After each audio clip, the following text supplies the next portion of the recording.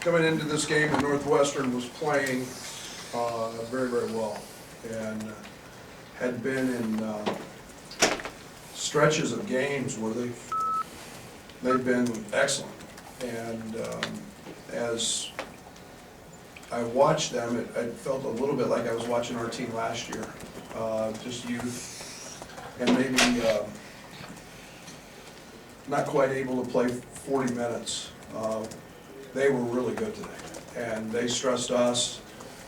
We had the curse of the week off, which is either a good thing or a bad thing. And you try to figure that out. This year we haven't been great with a week off, and the first 8 minutes I thought were very, very flat, non-energy, especially on the defensive end for us, and we let them get their heads up. And they do pose some problems with their size, and I'm a huge fan of the Spencer kid. When you're so elite at something as he is on the lacrosse field, is that what it's called, the field? Pitch, and yet his swagger and his confidence and his air, and then he's a really good player. He gives them a real dimension that does a lot of good things for them. But yeah, they forced us into some problems, and then the last 4 minutes we were able to get some stops and pull away, and then Io does what Io does down the stretch, and that was ice the game. At the end of the day, there's no upsets in this league anymore, and every win is a great win. It's conference play. You can look at just catching some of the scores today, and we just put this one in the left column and we move on to the next and continue to try to get better. And Northwestern was great today, and I was pleased. We've shot 1 million balls this week, and it was good to see the ball going a little bit. Chris kind of mentioned he cringed a little bit when Trent's first shot went in. How do you, as I would too. how do you, as Trent's coach, kind of know when he's on a heater or when something? Yeah, and I mean, we all know, everybody in here knows Trent's really capable of a 30-point half, and he's evolved into an unbelievable player in terms of playing the game the right way. Just curious, did he have a turnover today? No, 6 games in a row. And yet we need his offense. We need that's the next level for us, is being able to shoot the basketball and be able for him to get going. So our staff's done an unbelievable job getting him in the gym and shooting a lot of balls, and I would cringe too when Trent gets going. Brad, you said they stressed you, especially defensively. What did those bigs do, or how did they stress your bigs defensively? Made threes. Yeah, and it's they can play. They invert everything. They can post, and Spencer's big and strong, and then you let I was concerned early when Barron's got 3 threes up in the first 4 minutes, and it's our ball screen coverage wasn't very good today, and then again Young steps out and makes one, and we kind of played the percentages a little bit with him, but I've seen Miller play since I was at SFA. I know what kind of player he is. He's having a great year, an all Big Ten type year, and so 6-7, we had some challenging matchups with him. Back Trent a little bit, for him to get to 1,000 plus now career points, and also match his career high with rebounds, 3 assists, no turnovers. How does it really speak to how his overall game has developed? Well, when you start thinking about he's halfway through his junior year, that tells you how good his first 2 years have been. And as a player, I mean, to accomplish that, it's not like he's doing it at the end of his senior year. And his first 2 seasons here were terrific, and yet he's evolved into not just a scorer. He's evolved into an elite defender. A guy who doesn't turn it over, a guy who sees the floor, a guy who knows everything we do. I couldn't be prouder and happier. That's a unbelievable accomplishment, and kudos to him and his teammates, because it's been the start of a great career for Trent.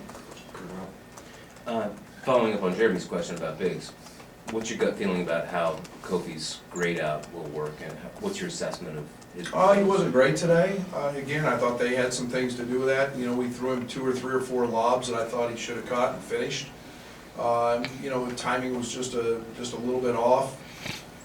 But you know, again, he occupies space, and you know, he's a freshman. He had, you know, 12 points and 7 rebounds, and I'm nitpicking if.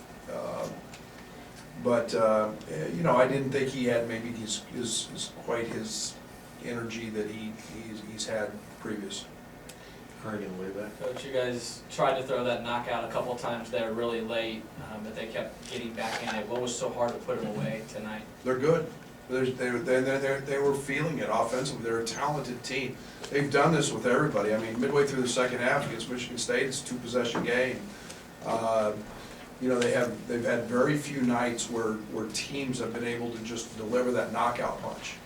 And you know, you have to keep rolling for 40 minutes. And I thought we did that tonight. The first 8 minutes I wasn't overly excited about, but you gotta grind, and when you're not your best, you gotta find a way. And again, Northwestern deserves a lot of credit. Those baseline jumpers that Georgia hit have mostly disappeared from other levels of basketball in the NBA. Just how important were those maybe today against Northwestern zone to get some shots? Yeah, we practice a lot of those. You know, we play in the short corners a lot, and that's a very, very difficult area to guard. And so Orlando Antigua does a great job with our bigs, and that's an area that we get a lot of shots in, and especially this week when we're in the C-zone. Coach, as you mentioned, they kind of invert the floor on offense, but they were still able to hold you pretty even on the glass, and even won the second chance point battle, which is kind of a rarity this year for you guys. What was the story on the rebounds? Well, I think that's one of our telltale signs for energy. You know, and again, it's one of the things that we talked a lot about because of their size.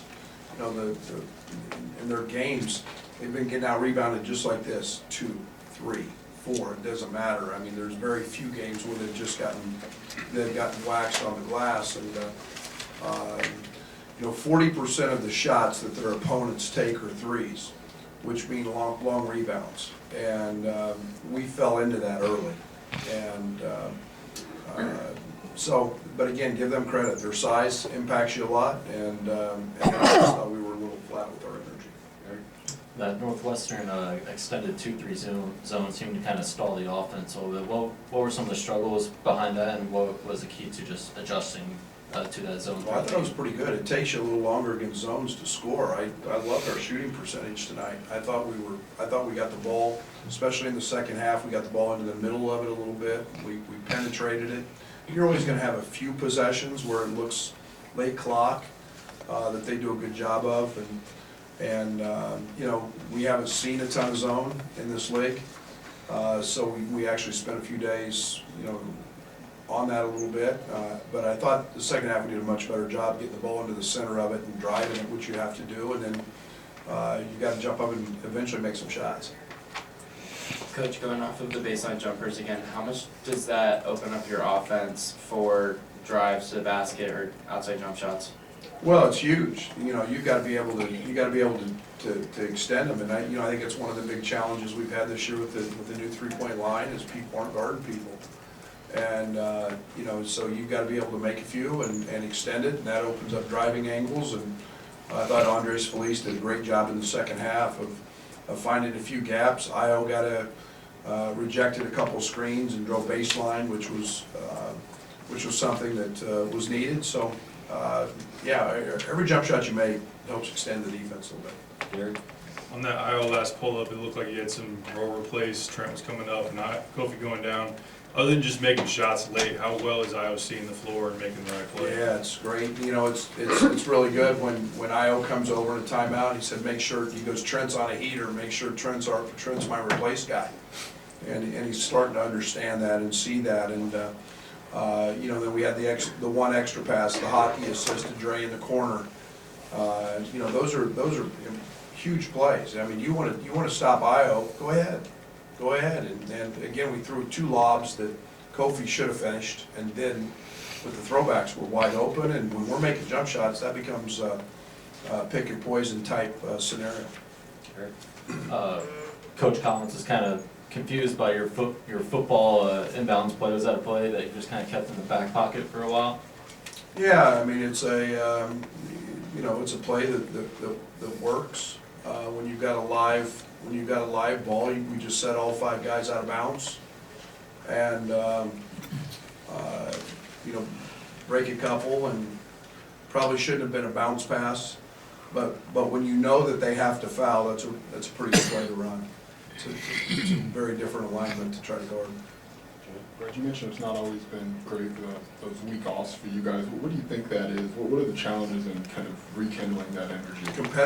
Competitive. You gotta learn to, once you get your competitive juices flowing, you don't want them to stop. And, you know, that's the challenge. You get a day off, and so you rest mentally, you rest physically, and sometimes after a day off, and I think if you ask most coaches around the country, sometimes after a day off, you're a little sluggish. You try to get back into that. And so we've got to be able to get going again. And, you know, I thought after the first 8 minutes, we competed a little bit. We weren't perfect in our coverages, but we were, our competitive level was up. You'll be shocked to know that Chris also compared his team to your team from last year. And do you feel lucky that you got them in January instead of February? I have no control over any of that, so I gotta go there again in February. So, you know, it's that team's continuing to improve, and they're gonna beat people, and you know, they'll have a different look when they get Bowie back, which will be interesting to see, because Spencer's so good and so dominant on the ball, which so is Bowie. So, you know, there'll be a little different look and be a little smaller, but yeah, our teams mirror each other. I loved our team last year for segments, and he's going through the same thing now.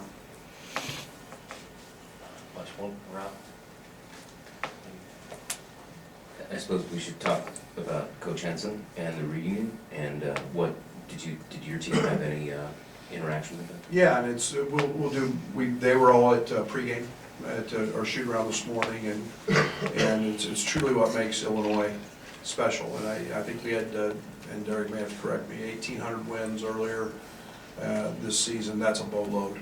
And then to be able to have those guys and who have invested their sweat, their blood, their hard work at this university, and for them to have a place to call home and to come back and remember what it was like to play in State Farm Center when it was full.